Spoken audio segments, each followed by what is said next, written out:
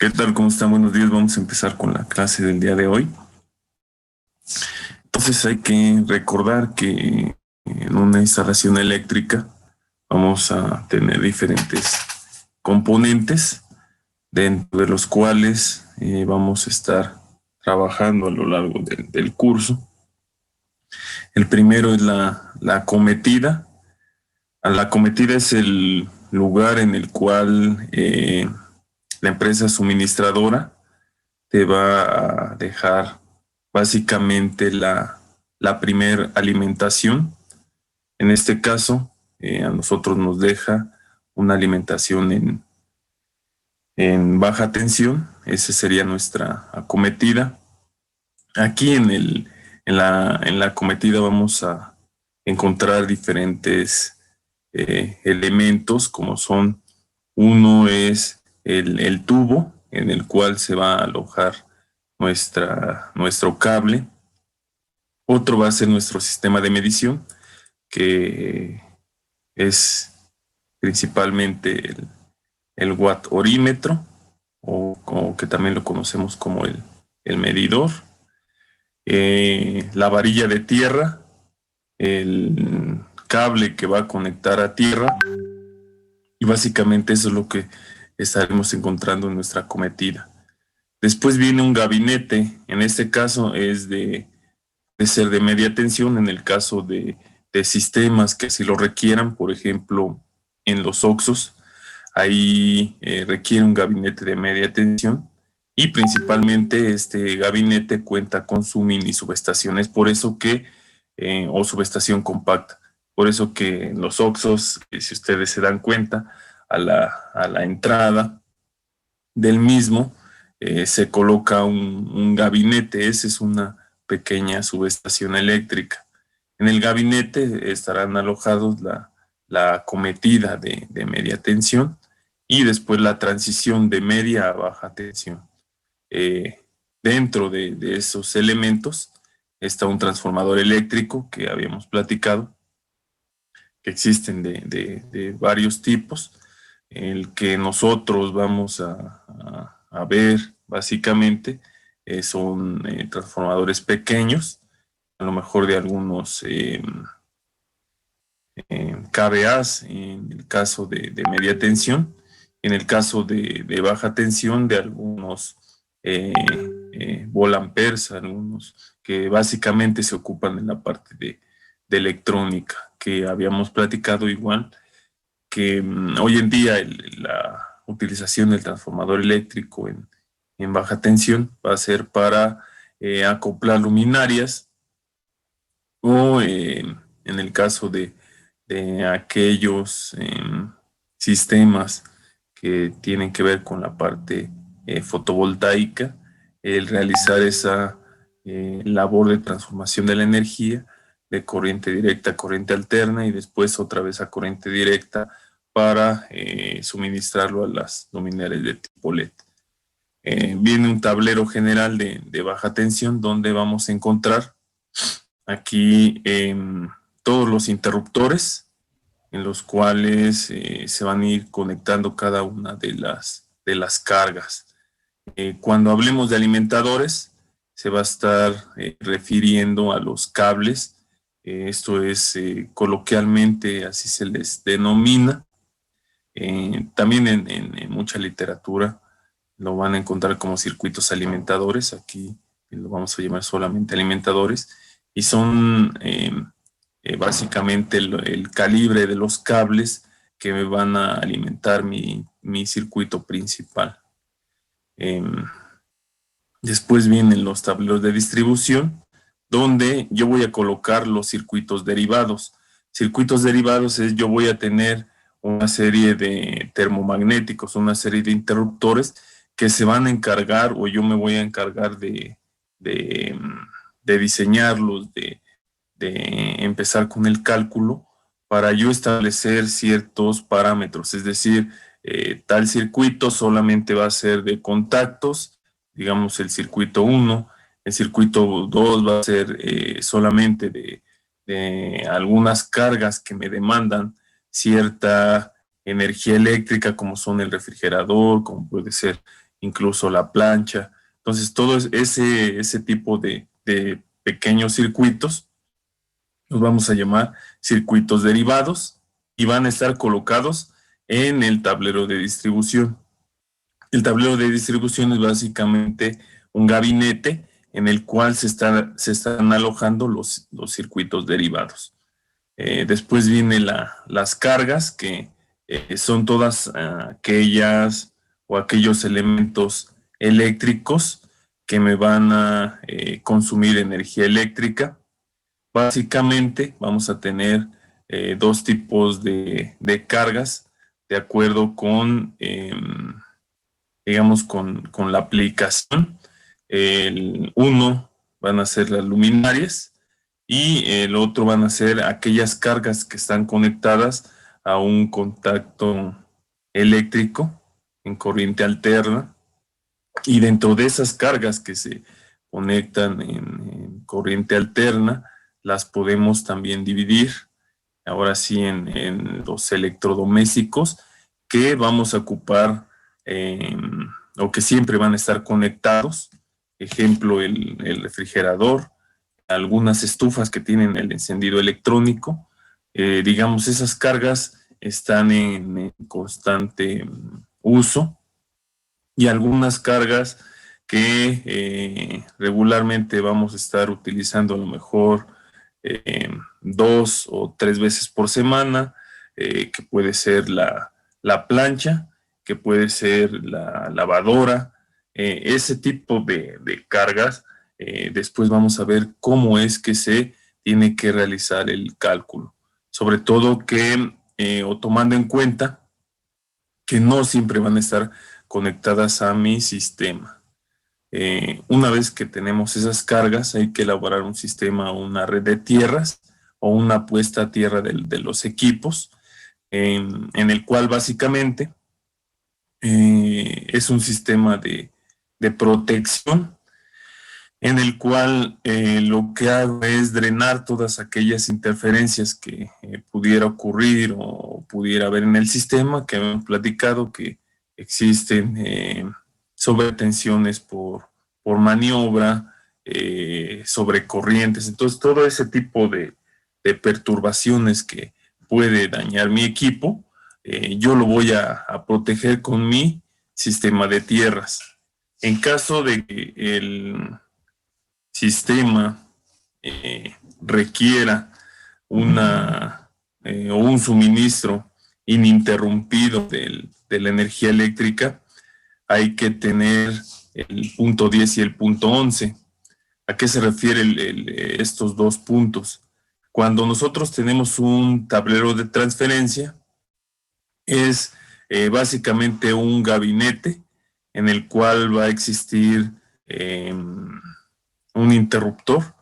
Ese interruptor se acciona solamente cuando, en este caso, Comisión Federal nos deja de suministrar, y lo que hace es pasar ya sea toda la carga a la planta de emergencia o algunos circuitos. Generalmente, como se hace en la industria, hacer una carga un poco grande, por ejemplo, en un hospital, solamente aquellos equipos que se requiere que estén trabajando de manera continua.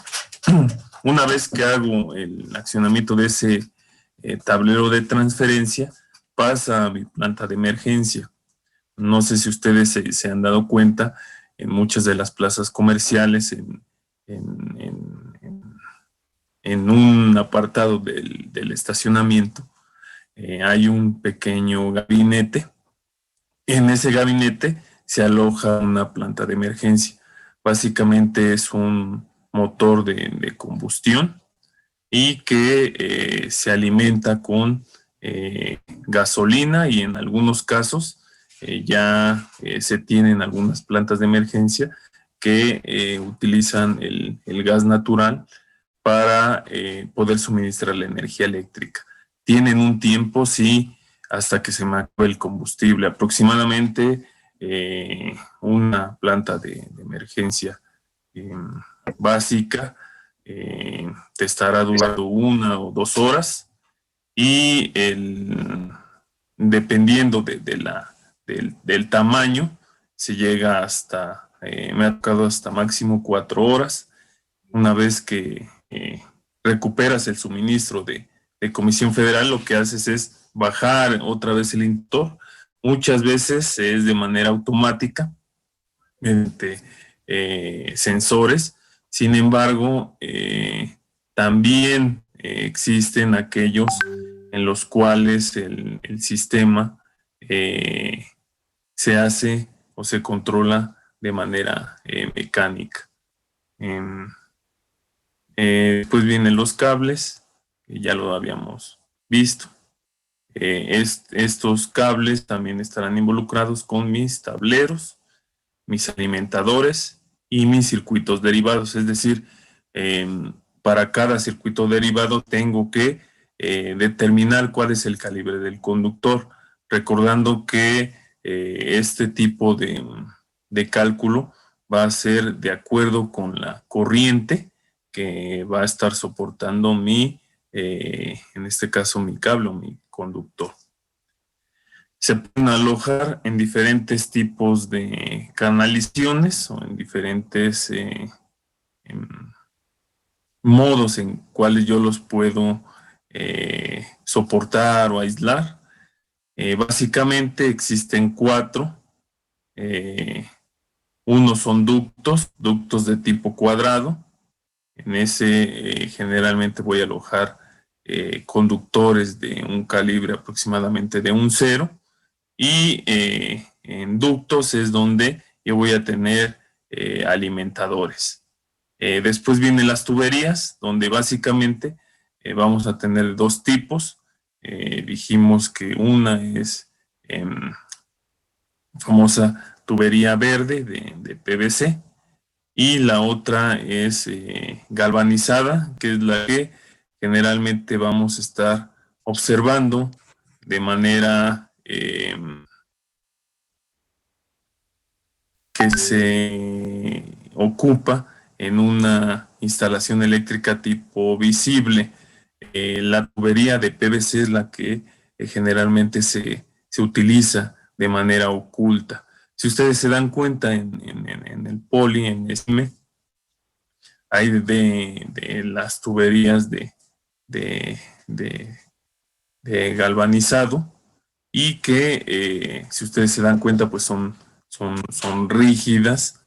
Ahí se opta para la aplicación de este tipo de, de tubos, es que te protegen de la intemperie, son inoxidables.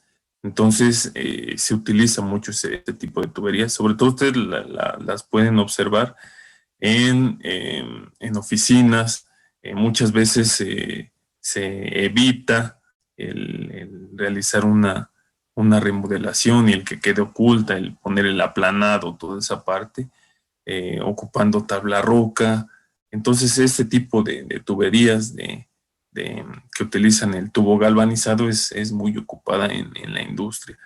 Y en el caso de la tubería de PVC, que generalmente es de PVC de un color verde, ese se va a utilizar para aquellas que son ocultas.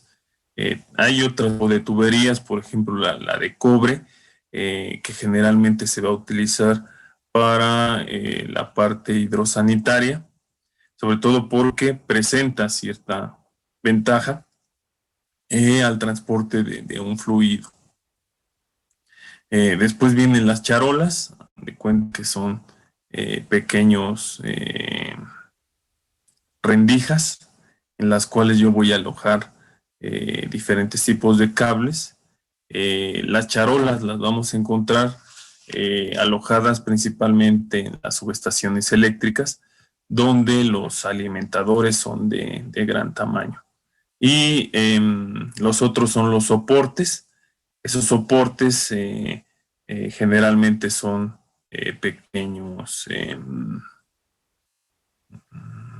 tornillos los cuales van a ir colocados sobre la losa, y lo que hacen es colocarlos con un comúnmente conocido un barrilito, y ir atornillados, y sobre esos soportes colocar las charolas. Eso es cuando yo tengo una instalación en la cual generalmente yo voy a soportar diferentes tipos de cables. Aquí es donde vamos o se pueden llegar a juntar tanto los cables de transmisión de datos como los cables alimentadores de energía eléctrica. Eso, pero sí teniendo en cuenta que hay que separarlos, sobre todo porque van a estar trabajando a diferentes frecuencias, y para evitar esa serie de interferencias es que generalmente se colocan la parte de energía eléctrica del lado izquierdo, y del lado derecho toda la parte de telecomunicaciones. Ahí me ha tocado que se aloja la fibra óptica, cables del famoso UTP que se ocupa para las instalaciones de teléfono. Esa parte, si bien va en la misma charola, sí se deja cierta distancia entre cada una de ellas. Después las subestaciones eléctricas, que eso es, digamos, la parte de media y alta tensión. Va a estar lo mismo por una cometida. El equipo de medición, que aquí no solamente es tener un medidor, sino que en la subestación eléctrica se tiene que tener un sistema el cual lo que realiza es básicamente reducir el nivel de tensión a un nivel medible, es decir, aquí es donde yo voy a tener los famosos TCs y TPs. Los TCs son transformadores de corriente y los TPs son transformadores de potencial o de tensión eléctrica. Entonces, en esa parte de equipos de medición, básicamente son transformadores los cuales me van a reducir el nivel de tensión para yo poder colocar, por ejemplo, un multímetro. Yo no, como habíamos platicado la clase pasada, yo no puedo llegar a un sistema de media tensión y colocar mi multímetro, sino que lo que yo tengo que primero ir a buscar son mis TCs y mis TPs. Una vez que conozco en dónde están colocados los TCs y TPs, que básicamente imagínense que son unas donas, o es un transformador tipo dona, llego y a la salida de ese transformador yo sí puedo colocar un multímetro.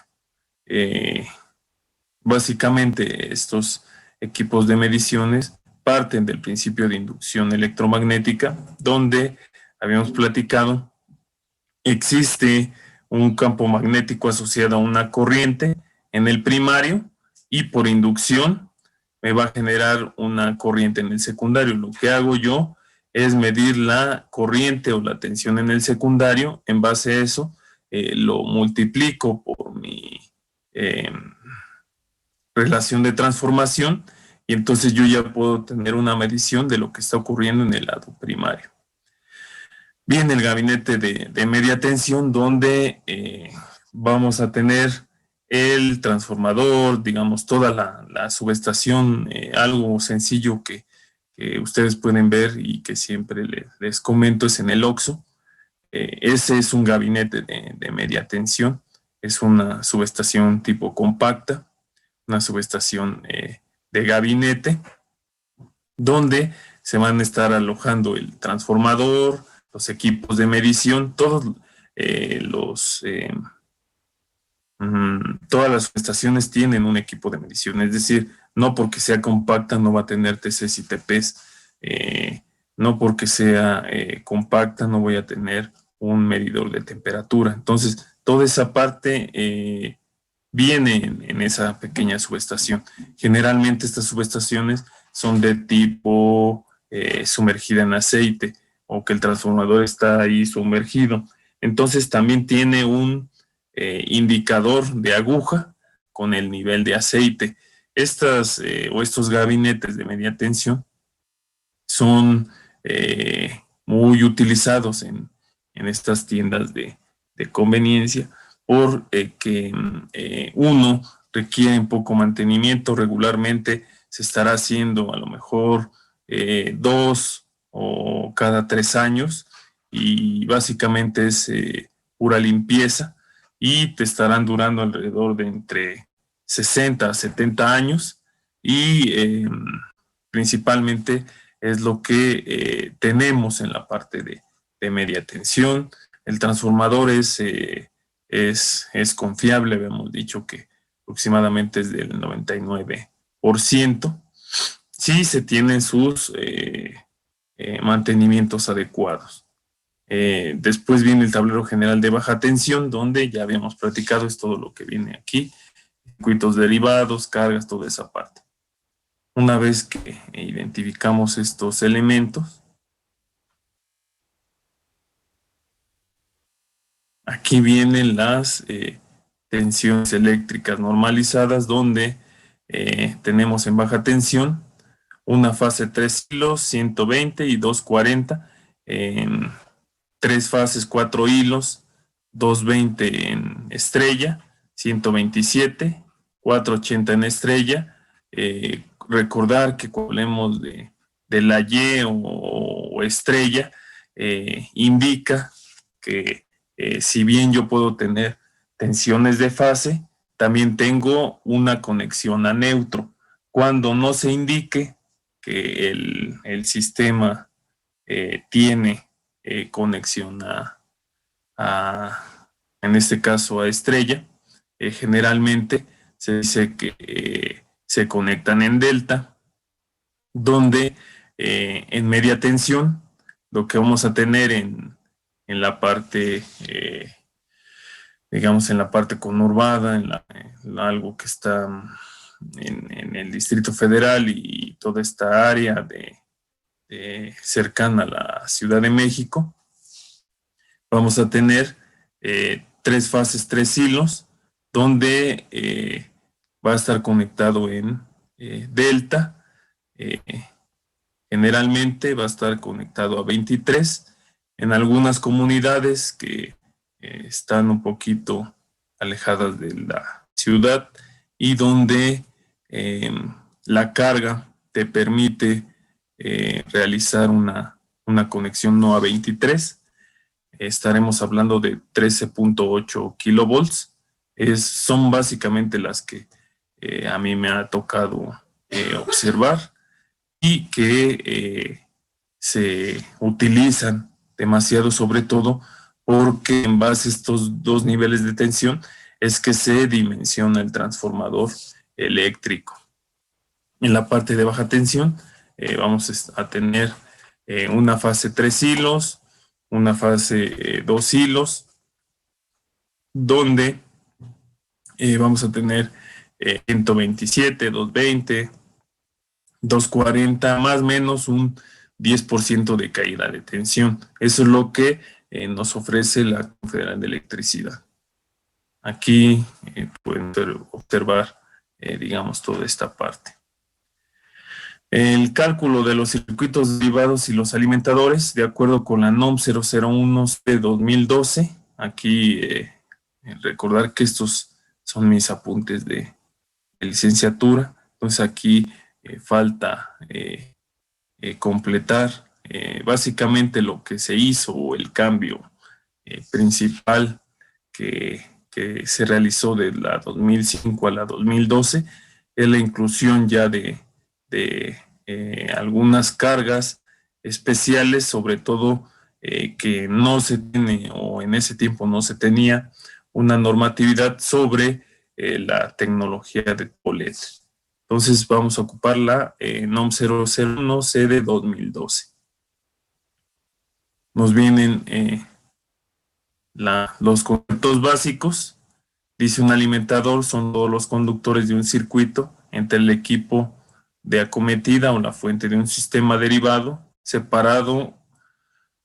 separadamente u otra fuente de alimentación y el dispositivo final de protección contra sobrecorriente del circuito derivado. Es decir, básicamente son conductores que me van a estar enlazando desde la parte del equipo de acometido a la fuente o al sistema del circuito derivado. El circuito derivado es un elemento en el cual va a estar un conductor o conductores de un circuito desde el dispositivo final de sobrecorriente que protege a este circuito hasta la o las salidas finales de utilización. Es decir, en los circuitos derivados voy a tener un conductor y generalmente un interruptor. Vamos a ver que existen diferentes tipos de interruptores, térmicos y termomagnéticos principalmente, donde los termomagnéticos van a ser los que vamos a utilizar principalmente. Este tipo de termomagnéticos, como aquí nos indica en el siguiente apartado, los vamos a dividir de acuerdo con su capacidad de conducción. En este caso, de 15 amperes, 20 amperes, 30, 40 y 50, donde los 15 amperes se van a utilizar para alumbrado y contactos, dependiendo de la cantidad de energía eléctrica, la cantidad de intensidad de corriente. Lo mismo el 20 amperes, 15 y 20 van a ser los que vamos a estar utilizando para alumbrado y contactos, y para algunas cargas que me demandan más energía eléctrica, por eso aquí es cargas específicas, vamos a utilizar los de 30, 40 y 50. Generalmente el de 30 amperes es el circuito principal, es digamos, mi primer interruptor, y después lo que hago es dividirlo en 15 y a veces en 20 amperes. Lo que hago es quitar esa carga, es decir, lo que hago es una protección que vamos a denominar aguas arriba. Lo que hace es ver lo primero que está en la parte superior. Recuerden que cuando se realiza la coordinación de las protecciones, siempre va a existir ese criterio. Yo no puedo tener una protección que sea mayor en la parte de abajo, porque primero va a haber la parte de arriba. Entonces lo que se pretende es que la protección sea lo más cercana a la carga. Por eso es que las protecciones van a ser de menor a mayor, viéndolo desde la carga. Es decir, yo puedo tener de 10, arriba una de 15 y arriba una de 30. Es decir, si no la ve la primera, la ve la segunda y después la tercera. Lo que hago es tratar de que mis protecciones estén lo más cercano a la carga. Carga continua se considera una carga aquella que se mantenga en operación por más de 3 horas. Eso es lo que habíamos platicado, que generalmente vamos a tener de dos tipos de carga: las que estemos utilizando frecuentemente y las que son de uso esporádico, ¿no? O que no es tan continuo. La siguiente me dice, esto se lo voy a dejar de tarea, que busquen la tabla 310/16 de la NOM. El conductor se encuentra dentro de una canalización, y la tabla 310-17 para que analicen, para que vean cómo es que se indica esta parte. Me dice que si la corriente es menor o igual a 100 amperes, se utiliza la columna de 60 grados centígrados.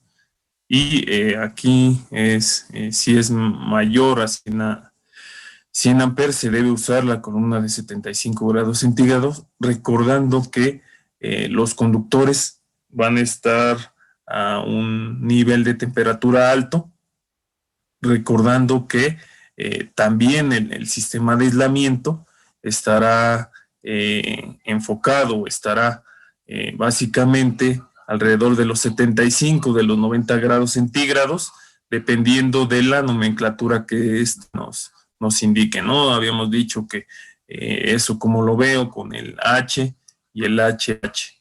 Entonces, H es para 75 grados centígrados, el HH es para aproximadamente 90 grados centígrados. Entonces, ese es el nivel aproximadamente máximo, el cual tiene que dar mi sistema de aislamiento. Si no, se empieza a derretir, a calcinar, se empieza a quemar. Muchas veces sí se llega a este tipo de temperaturas cuando ocurren fallas, las cuales no se pueden liberar. Cuando un sistema se encuentra bajo condiciones las cuales están bajo un deterioro, o como yo me puedo dar cuenta que el sistema empieza a fallar, es con un incremento en la temperatura. Entonces, al yo no tener un monitoreo sobre esa temperatura, el sistema lo que me va a presentar es una pequeña flama. Al presentarme una pequeña flama, lo que me hace es que se va deteriorando todo el sistema de aislamiento y le ocurre un incendio, ¿no? Algo que apareció en las noticias hace un par de días es el incendio de unos rollos de fibra óptica, en los cuales lo mismo, ocurrió un incendio.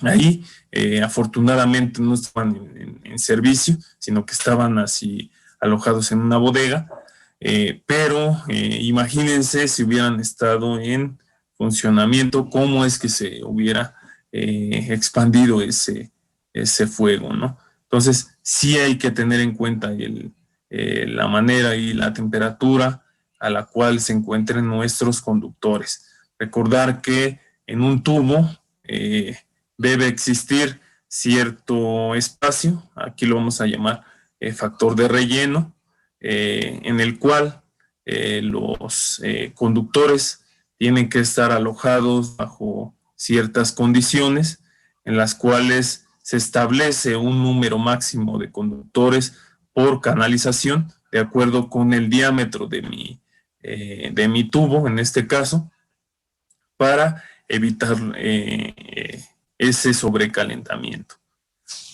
Después viene el sistema o la determinación del conductor de puesta a tierra. Este generalmente es tipo desnudo, y en algunos casos se pone un conductor de color verde, el cual me cumple la misma función, solamente lo que hago es tener una diferencia. Después vamos a ver cómo es que se calcula, porque este conductor, este elemento de puesta a tierra, es generalmente se va a conectar al neutro. Ese neutro me va a servir como un conducto en el cual, de acuerdo con la corriente que va a estar corriendo por el sistema, una vez que detecta una sobrecorriente, lo que hace es drenar esa sobrecorriente y mandármelo a un punto neutro, o en este caso a la tierra física. Esa tierra física habíamos platicado que es 0 volts, entonces lo que me hace es ponerlo a 0. Entonces lo que hace este sistema de puesta a tierra me va a permitir a mí tener una protección de mi sistema. Tipos de cargas, vamos a tener motores eléctricos principalmente, valores de tensión recomendable de acuerdo con la potencia del motor, 1/4, 1/2 y 3/4 de HP. Tensión de la placa, 115 volts, tensión del sistema, en este caso es 127 volts de corriente alterna.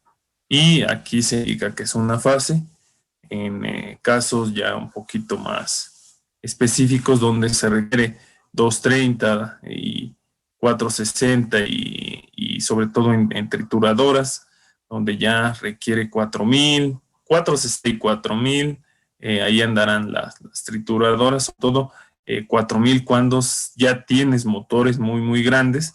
Esto lo podemos ver en la parte de minas, de 460 lo podemos ver en trituradoras de un tamaño medio, donde requerimos ya de tipos de sistemas de tipo trifásico. Nos vamos a desconectar un par de minutos y ingresamos este mismo link para terminar la última parte, ¿va?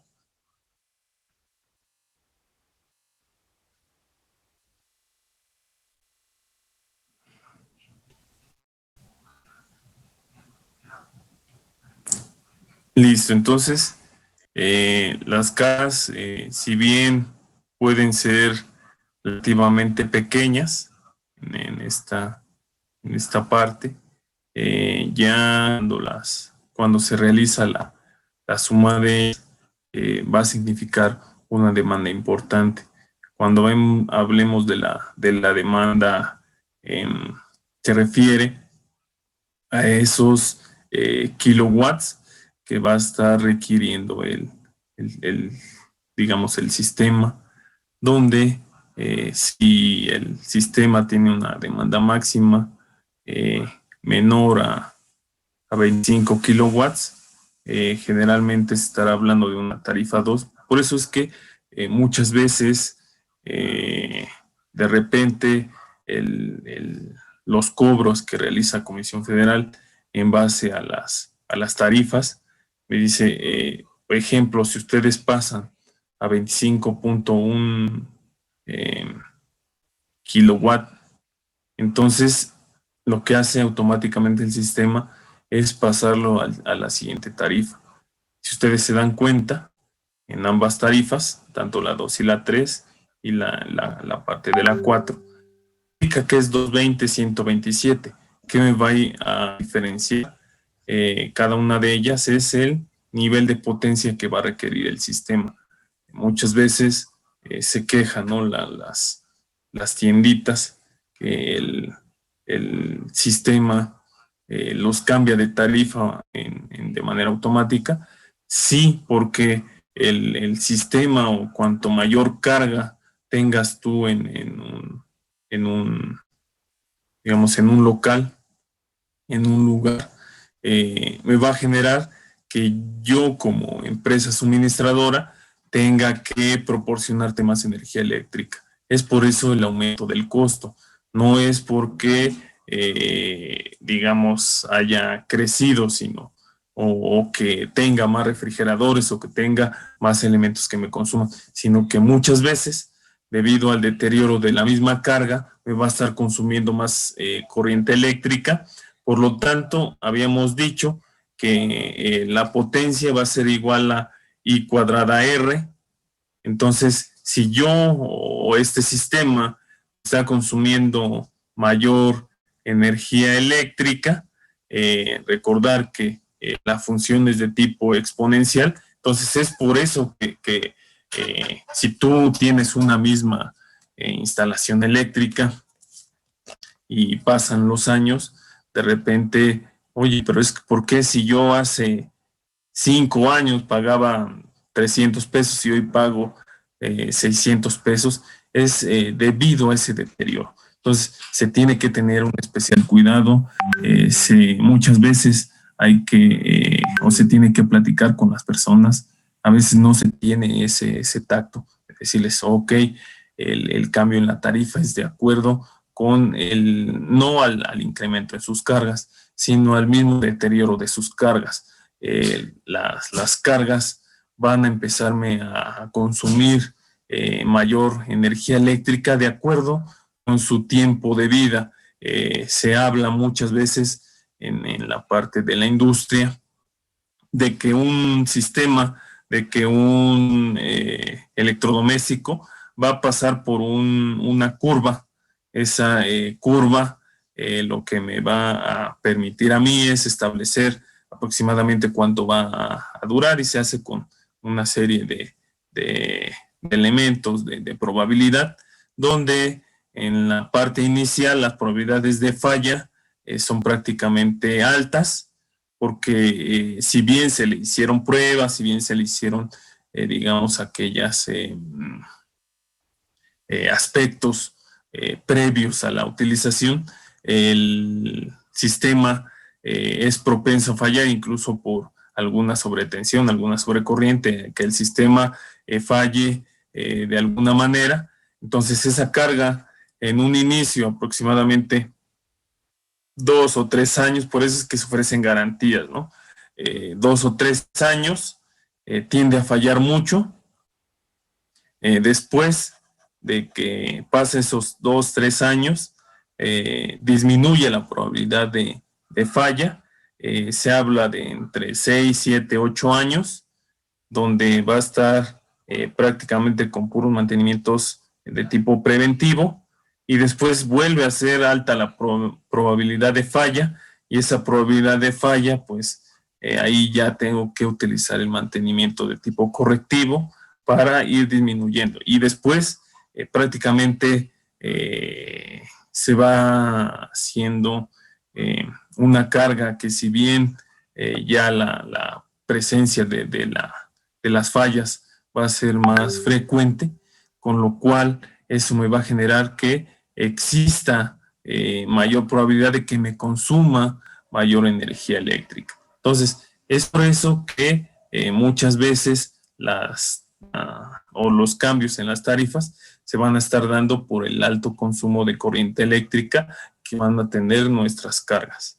Entonces, aquí nos indica algún tipo de tarifa, donde Comisión Federal hoy, de acuerdo con el famoso código de red, te va a estar penalizando si no alcanzas aproximadamente entre 0.8 y me parece que ya este año se va a estar penalizando si no alcanza el 0.9 cuando esté hablando del factor de potencia.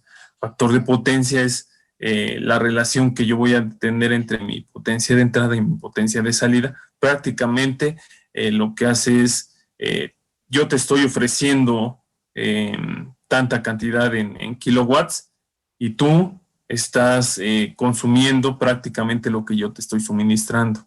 Eso se estará hablando de un factor de potencia unitario o muy cercano a la unidad, donde prácticamente tus cargas, tanto inductivas y capacitivas, inductivas de tipo, digamos, todos los motores, y algunas de tipo capacitiva, algunos arranques que pudieras tener de motores mediante capacitores, se van a compensar, y prácticamente lo que vas a tener tú en la parte de la carga son puras resistencias. Entonces, toda esa parte es lo que vamos a estar igual viendo, que el factor de potencia de mis sistemas sean aproximadamente de 0.9. De manera, digamos, en la industria se puede corregir el factor de potencia básicamente poniendo una serie de capacitores, teniendo en cuenta que la mayoría de las cargas que vamos a tener en la industria van a ser de tipo inductivo, es decir, que van a ser muchas bobinas. Recordar que los motores, sobre todo esa cuestión, algunos transformadores pequeños que se van a utilizar para la transformación de la energía, son bobinas. Entonces, yo cómo es que compenso ese factor de tipo inductivo mediante capacitores. Lo que hace es, o lo que se utiliza es, yo tengo un factor de potencia bajo, lo que hago es aumentarlo con los capacitores. Y se van a encontrar mucho en la parte de la industria que hoy en día se requieren de mayores sistemas los cuales me corrijan ese factor de potencia. Hoy en día la industria me está proporcionando mucho ruido, muchas perturbaciones a las líneas de media tensión, y eso afecta, ¿no? Habíamos platicado a todos los usuarios de baja tensión. Entonces, se estará trabajando en esta parte a lo largo de los próximos años para evitar eso. Hoy en día, digamos, el sistema está trabajando en cierta medida de manera, vamos a decirlo, pues, bien. Entonces, lo que se pretende es que se mejore esa manera en cómo nos están entregando la energía eléctrica. Si bien nos la están entregando prácticamente limpia, libre de ruido, muchas veces las perturbaciones que hoy se tienen y que se habla muy poco son las energías de tipo renovable. Habíamos, no sé si aquí habíamos platicado, inyectan demasiados reactivos. Entonces, si bien estás generando en cierto punto de manera limpia, hay diferentes problemas, incluso desviación de las aves. Entonces, todos estos cambios que ocurren en los sistemas de generación, después de transmisión, de distribución, van a afectar a la media tensión y por ende también a la baja tensión. Entonces sí tienen que estar ustedes también informándose de cómo es que está cambiando estos sistemas, sobre todo las energías de tipo renovables, que a veces se les llama limpias, pero ustedes van a ver que si bien se pueden considerar limpias, no son al 100% limpias, ¿no? Te traen diferentes problemas, sobre todo que tienen un grado de tiempo en funcionamiento, lo cual después de ese tiempo no hay un sistema el cual se recicle. En otros países ya, afortunadamente en España, que digamos España y Alemania son los países que están avanzados en esa cuestión, ya se está reciclando todo el aluminio que me generan las celdas fotovoltaicas, todos los marcos que generalmente también son de aluminio, y que México estará también en esa serie de problemas en próximos años, sobre todo porque los sistemas fotovoltaicos ya están cumpliendo su tiempo de vida. Entonces, el siguiente tema es el sistema de distribución, que ya lo habíamos visto en Delta, donde yo voy a tener, digamos, esta es mi parte primaria de mi transformador, donde tengo mi línea de media tensión, 23 kilovolts en delta. Lo que hace es que este pequeño triangulito encierra aquellas corrientes circulantes, aquellas corrientes que en ocasiones me van a causar perturbación. Entonces yo requiero la conexión en tipo delta para permitir una mejor distribución de la corriente eléctrica. Pero, ¿qué ocurre? Yo o la mayoría de mis sistemas lo voy a tener que conectar en estrella. ¿Por qué lo conecto en estrella? Porque así lo requiere la carga. Si ustedes se dan cuenta, pocas son las cargas que me requieren 220. Por ahí si ustedes se ponen ahí a revisar todas las cargas que están conectadas en su casa, a lo mejor encuentran una o a lo mejor dos, y regularmente son motores que me requieren 220, pero todo lo demás es 127, y después su transformación a corriente directa como computadoras, toda esa parte. Entonces, esta es la parte del transformador, donde yo voy a tener en mi lado primario, que me realiza CFE, 23 kilovolts, 13.8, dependiendo de la localidad, en delta, donde puedo identificar fase 1, H1, fase 2, H2, H3, mi fase 3. Donde aquí del lado secundario, del lado de carga, voy a tener la X0, esa X0 es mi neutro, ustedes se dan cuenta que es un neutro, y todas las demás son mi fase 1, fase 2 y fase 3.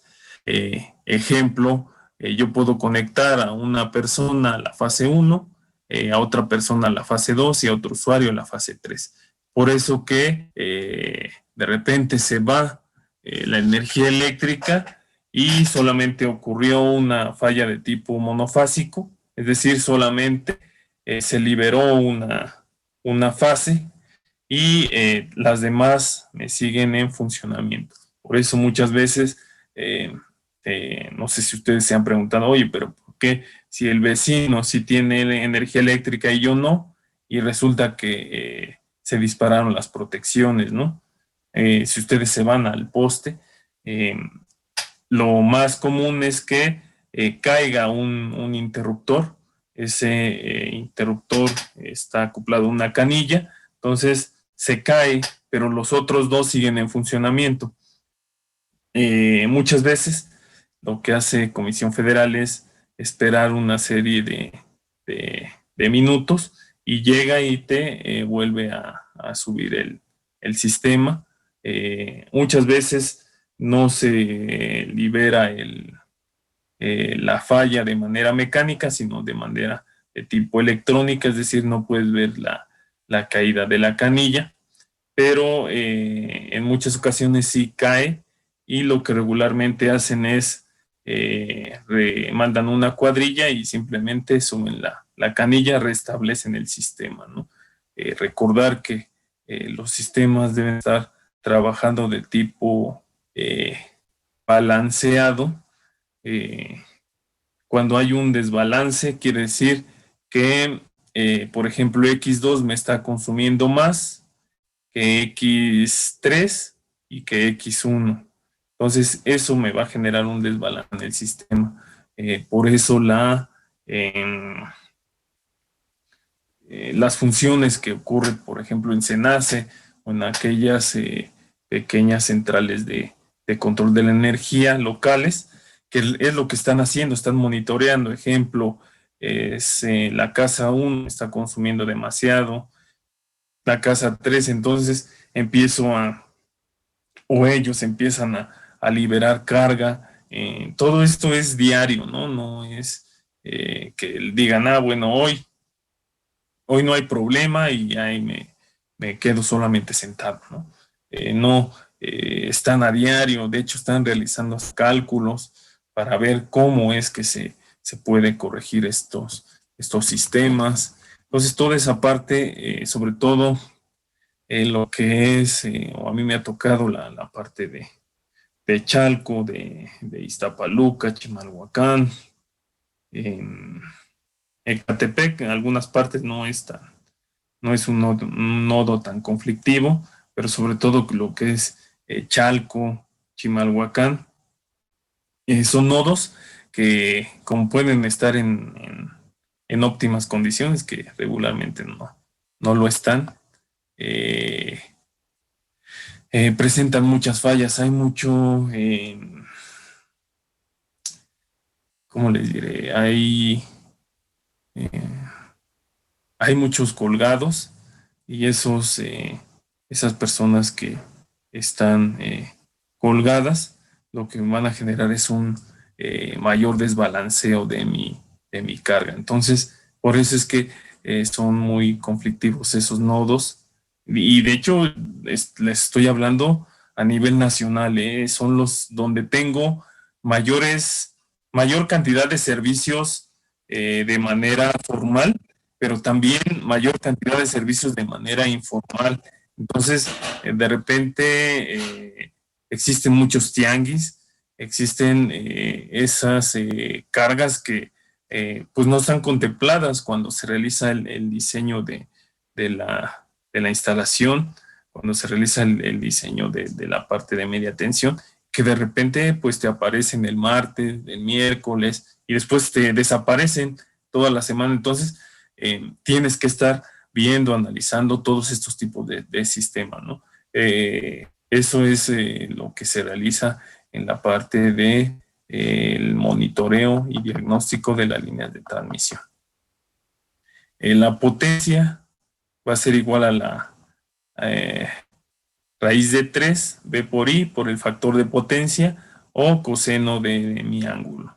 Si yo despejo la corriente, en este caso, si tengo una potencia, habíamos dicho, de 75 kilowatts, que es igual a 75,000 watts, a raíz de 3, 220, en este caso es el voltaje de mi fase. Recordar que de fase a fase se va a llamar voltaje de fase, y de mi fase a neutro va a ser un voltaje de línea. Aquí sí es importante tener estos dos conceptos. Entonces, voltaje de línea es solamente de fase a neutro, y voltaje de fase a fase va a ser simplemente llamado voltaje de fase. Cuando se esté hablando de una conexión de tipo estrella, van a ser diferentes. En el caso de, perdón, sí, en el caso de la estrella van a ser diferentes, y en el caso de mi delta, el voltaje de línea va a ser igual al voltaje de fase, es decir, no va a haber diferencia entre uno y otro. Generalmente aquí se habla como voltaje de fase, pero puede ser voltaje de fase o voltaje de línea, recordando que no tengo un punto neutro para realizar otro tipo de conexión. Cuando hablo voltaje de línea en una conexión estrella, es de fase a neutro, y cuando hablo voltaje de fase es entre las dos fases. Ahí no se vayan a confundir. Voltaje de línea es solamente de una línea, vamos a llamarlo así, o de mi primer punto a un neutro o a un cierre de circuito, y ese va a ser mi voltaje de línea. Y cuando esté hablando de voltaje de fase, va a ser mi voltaje entre fases. ¿Alguna pregunta que tengan sobre esa parte?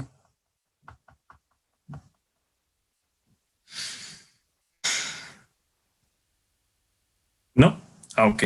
Entonces, también lo vamos a llamar voltaje de línea a línea, y en este caso, en una delta, va a ser de 23. Aquí se realizan unos cálculos para establecer cuál es la corriente que va a estar circulando por mi línea de distribución. Es decir, aproximadamente voy a tener en el lado primario, en este caso en la línea de Comisión Federal, 1.12 amperes, recordando que a mayor nivel de tensión yo voy a tener menor cantidad de corriente, a menor cantidad de tensión yo voy a tener mayor cantidad de corriente. Entonces, si nosotros tomamos como base esa parte del lado de baja tensión, nosotros estaremos trabajando con 118 amperes. Entonces es más peligrosa la parte de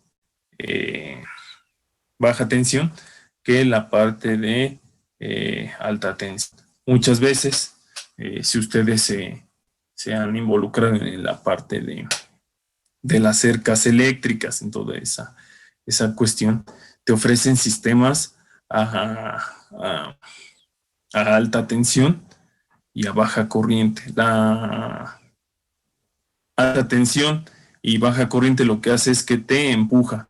Es un pequeño golpe, hagan de cuenta como un martillazo.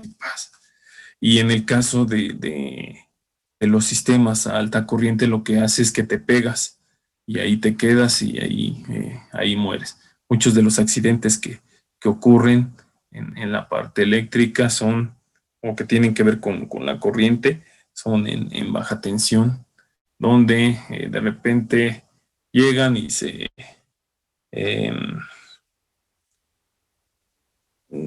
conectan a veces por el desconocimiento. Y ahí se quedan pegados, ¿no?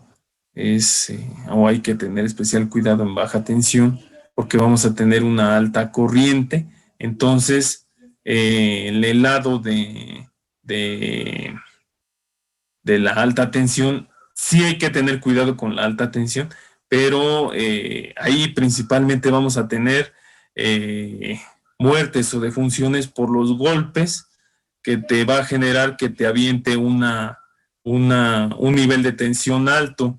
Entonces, aquí sí hay que diferenciar entre uno y otro. Cuando yo esté trabajando en la parte de 23 kilovolts, tengo que tener especial cuidado sobre la distancia en la cual yo esté trabajando. Y en el caso de el lado de baja tensión, tengo que tener especial cuidado con los cables. Entonces, ahí es esa la diferencia entre la parte de alta tensión y la parte de media tensión y en este caso baja tensión. Entonces, hasta aquí alguna pregunta sobre la diferencia que hay entre la parte de media tensión y la parte de baja tensión. Recordar que esta fórmula que se ocupa para el cálculo de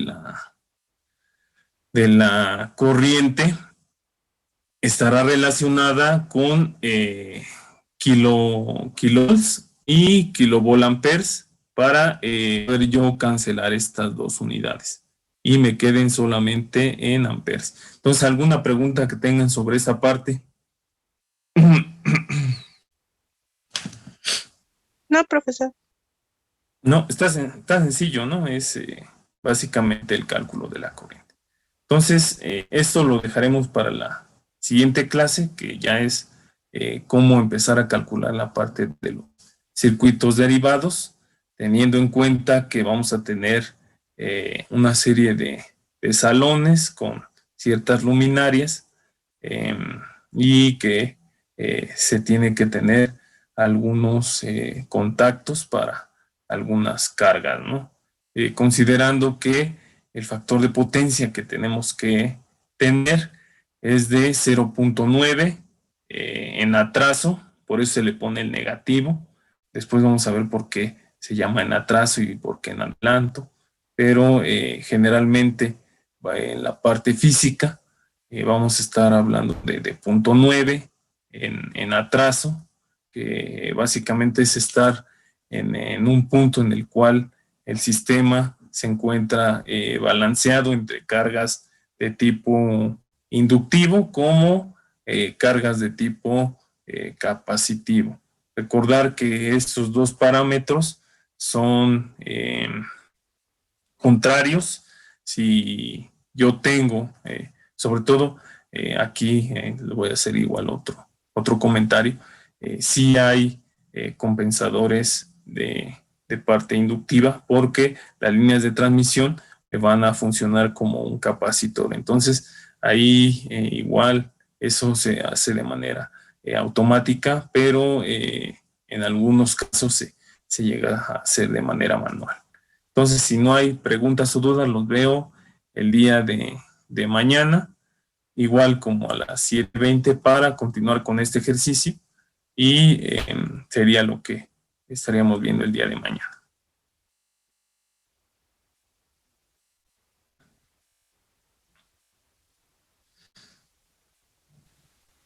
Ok, profesor.